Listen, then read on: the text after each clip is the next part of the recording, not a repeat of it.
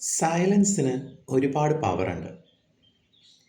മലയാളത്തിൽ ഒരു ചൊല്ലുണ്ട്, മൗനം വിദ്വാനുഭൂഷണം എന്ന്.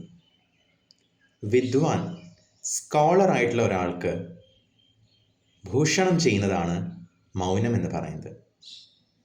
ബിക്കോസ് ഒരാൾ നമ്മളോട് ആർഗ്യുമെൻ്റ് ചെയ്യുന്ന സമയത്ത്, നമ്മളോട് അഗ്രസീവായ സമയത്ത്, അവിടെ അത് നമ്മുടെ ചോയ്സാണ്. നമുക്കും അതേ ലാംഗ്വേജിൽ തിരിച്ച് പ്രതികരിക്കാം.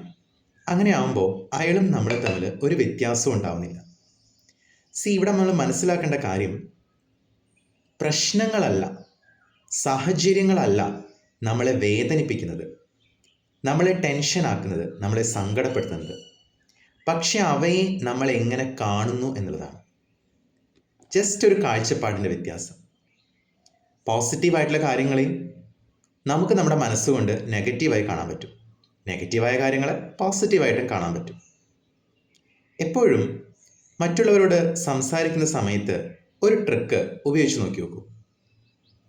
ആരെയും ഇടയിൽ തടസ്സപ്പെടുത്താതിരിക്കുക, ഇൻ്ററപ്റ്റ് ചെയ്യാതിരിക്കുക. ഒരാൾ നമ്മളോട് സംസാരിക്കുന്ന സമയത്ത് അയാൾ സംസാരിക്കുന്ന കാര്യം ചിലപ്പോൾ നമുക്ക്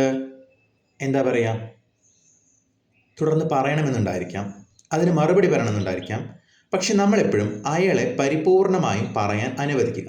അയാൾക്ക് പറയാനുള്ളതെല്ലാം പറഞ്ഞ് തീർത്തതിന് ശേഷം ഒരു 2 to 3 seconds ഒന്ന് പോസ് ചെയ്യുക. നമ്മൾ ഉടനെ മറുപടി പറയാതെ ഒന്ന് പോസ് ചെയ്ത് മറുപടി പറയുമ്പോൾ അപ്പോൾ ആ എനർജി ഷിഫ്റ്റ് ചെയ്യുന്നത് നിങ്ങൾക്ക് കാണാൻ പറ്റും. ആ റെസ്പെക്റ്റ് നിങ്ങളിലേക്ക് വരുന്നത് നിങ്ങൾക്ക് കാണാൻ പറ്റും.